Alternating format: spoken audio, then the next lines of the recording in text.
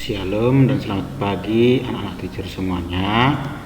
Hari ini kita masih belajar di tema 2, menyayangi tumbuhan dan hewan. Subtema 4 dengan judul menyayangi hewan. Anak-anak teacher semua boleh dibuka bukunya, buku pena 3A dan juga SPS-nya. Oke.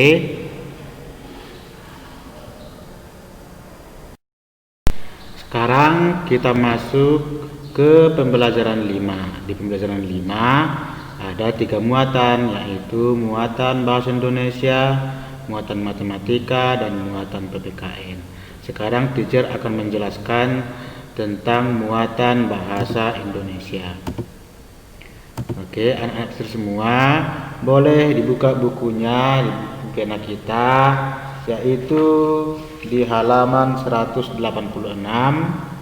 dan SPS kita bahasa Indonesia halaman 42 sampai dengan 48. Materi kita hari ini adalah menentukan penokohan pada dongeng. Nah, sebelumnya teacher akan menjelaskan kembali apa itu dongeng. Dongeng adalah cerita yang tidak benar-benar terjadi atau cerita khayalan. Oke.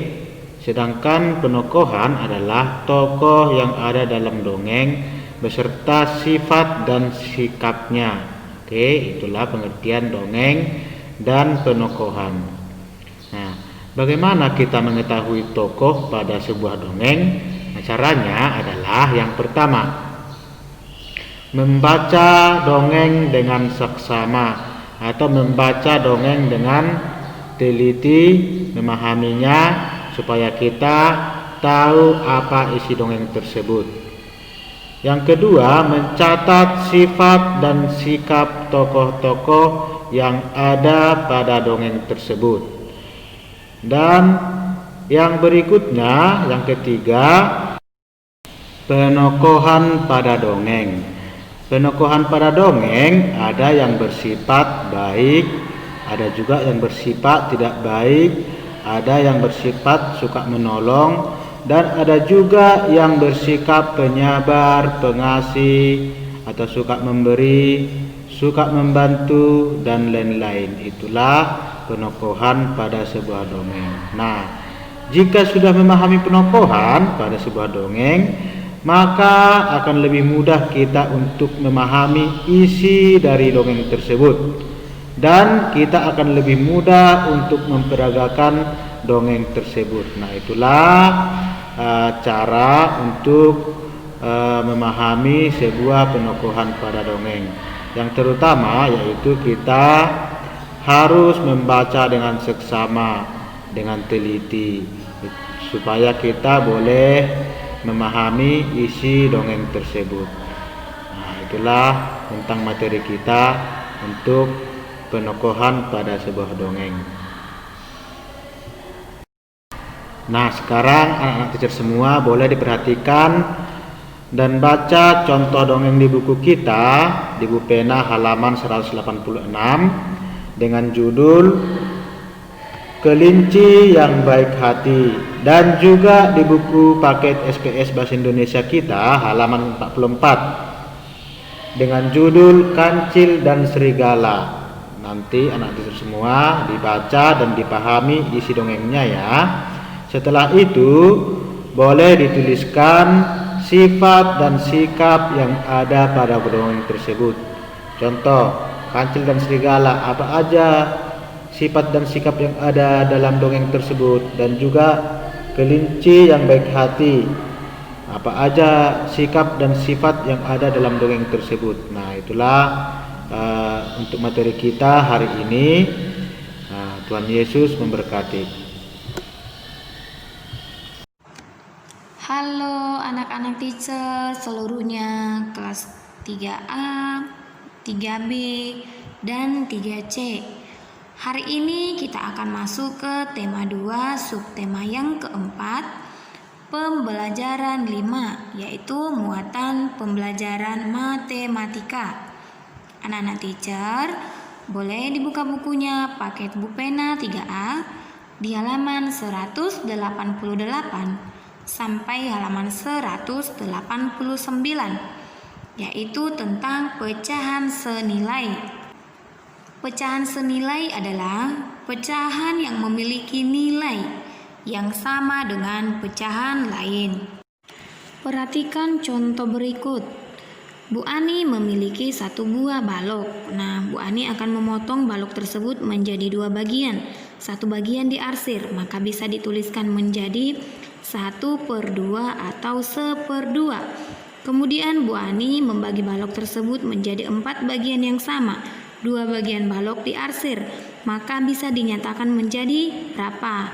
Ya, betul, 2/4. Nah, Bu Ani kembali membagikan balok menjadi 8 bagian yang sama besar. Dan Bu Ani mengarsir 4 bagian kotak. Berarti bisa dituliskan menjadi 4/8. Nah, pecahan juga bisa dinyatakan pada garis bilangan. Anak-anak teacher, apakah masih ingat apa itu bilangan caca? Bilangan caca adalah himpunan bilangan yang tidak negatif, yaitu 0, 1, 2, 3, 4, 5, dan selanjutnya. Perhatikan garis bilangan berikut. Seperti yang sudah teacher jelaskan pada pembelajaran sebelumnya, dalam membuat garis bilangan, kita akan buat dulu garis mendatar. Lalu kita akan membuat titik-titiknya. Nah, setiap titik itu harus memiliki jarak yang sama. Misalnya, dari titik 0 ke titik 1, jaraknya harus sama. Dari titik 1 ke titik 2, jaraknya juga harus sama. Di mana semakin ke kanan, bilangannya akan semakin besar. Begitu.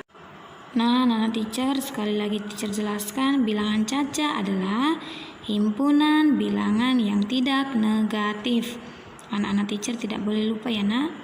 Bilangan caca itu apa? Karena ini sudah teacher jelaskan berulang kali. Pada garis bilangan juga, garis bilangan penjumlahan, teacher juga sudah menjelaskan. Dan setiap titik itu harus memiliki jarak yang sama, tidak boleh berbeda.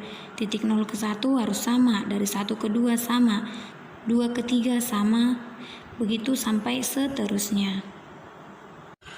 Baiklah anak-anak teacher, sekarang kita akan melanjutkan materi kita, yaitu bilangan pecahan pada garis bilangan. Perhatikan contoh soal yang pertama. Ada sebuah pizza. Pizza tersebut akan dibagi menjadi 2 bagian yang sama besar. Maka setiap bagian adalah 1/2 atau setengah. Jadi satu potong pizza adalah 1 bagian dari 2 bagian seluruhnya, atau bisa dinyatakan menjadi 1/2 atau 1/2, di mana 1 sebagai pembilang dan 2 sebagai penyebut. Nah, bagaimana menuliskan bilangan pecahan pada garis bilangan? Nah, langkah pertama adalah kita buat dulu garis bilangan atau garis mendatar. Tadi kita peroleh hasilnya itu sama dengan 1/2 atau setengah. Berarti 1/2 itu berada di antara titik 0 dan titik 1. Karena penyebutnya di sini adalah 2, maka jarak dari 0 dengan 1 akan kita bagi 2 dengan jarak yang sama besar. Maka anak-anak teacher bisa perhatikan slide yang sudah teacher tampilkan. Nah, kira-kira disinilah yang menjadi titik tengah. Maka letak 1/2 atau setengah itu adalah di titik tengah antara 0 dengan 1. Nah, bisa juga kita tuliskan menjadi 2/2. Kenapa 2/2? 2 dibagi 2 sama dengan 1. Jadi itu sama saja ya, nak. Nah, anak-anak teacher, sekarang kita akan lanjut ke contoh soal yang kedua. Di sini ada satu buah biskuit yang akan kita bagikan menjadi 3 bagian yang sama. Maka bisa kita peroleh 1/3, di mana 1 merupakan bagian dari 3 keseluruhan. 1 dinyatakan sebagai pembilang dan 3 dinyatakan sebagai penyebut. Nah, anak-anak teacher, kita akan menggambarkan ke dalam garis bilangan, sama seperti yang tadi. 1/3 itu kira-kira ada di antara berapa ya? Nah, titiknya masih sama ya, nak? Di antara 1. Nah, kita gambarkan dulu garis seperti ini. Karena penyebutnya adalah 3, maka kita akan membagi 3 bagian yang sama besar dari titik 0 sampai titik 1. Nah, menjadi titik pertama 0, titik kedua 1/3 atau 1/3, titik ketiga 2/3, dan titik yang terakhir 1. 1 sama dengan 3/3. 3 dibagi 3 sama dengan 1. Jadi itu sama saja ya, nak. Oke, anak-anak teacher, kita lanjutkan ke contoh soal berikutnya. Nah, di sini ada satu pizza. Teacher akan membagikan menjadi 4 bagian yang sama besar. Maka kita peroleh setiap bagian itu adalah 1/4 atau 1/4. Nah, kita akan menggambarkan ke dalam garis bilangan. Langkahnya masih sama. Kita buat dulu titik 0 dan titik 1. Penyebutnya di sini adalah 4. Berarti kita akan membagi 4 bagian yang sama besar antara titik 0 sampai dengan titik 1. Maka dapat anak-anak teacher perhatikan pada slide yang sudah teacher tampilkan. Nah, jaraknya sudah sama, lalu kita tuliskan seperti yang ada pada slide. 0, 1/4, 2/4, 3/4, 4/4, 4 bagi 4 sama dengan 1. Baiklah anak-anak teacher, demikian pembelajaran kita hari ini. Mudah-mudahan anak-anak teacher bisa memahaminya. Atas perhatiannya, teacher ucapkan terima kasih dan tetap jaga kesehatannya. Tuhan Yesus memberkati. Halo anak-anak teacher, bagaimana kabarnya? Semoga kabar baik dan tetap sehat selalu. Nah, anak-anak teacher, hari ini kita akan masuk ke tema 2, subtema 4, pembelajaran yang kelima, muatan PPKN. Anak-anak teacher boleh perhatikan bukunya dan dibuka paket Bupena 3A di halaman 189, yaitu tentang pembagian tugas di lingkungan sekolah. Selain di rumah, di lingkungan sekolah juga kita memiliki berbagai peran dan tugas. Contoh pembagian peran yang sering dilakukan di lingkungan sekolah adalah piket kelas. Setiap siswa yang memiliki piket memiliki tugas atau peran masing-masing.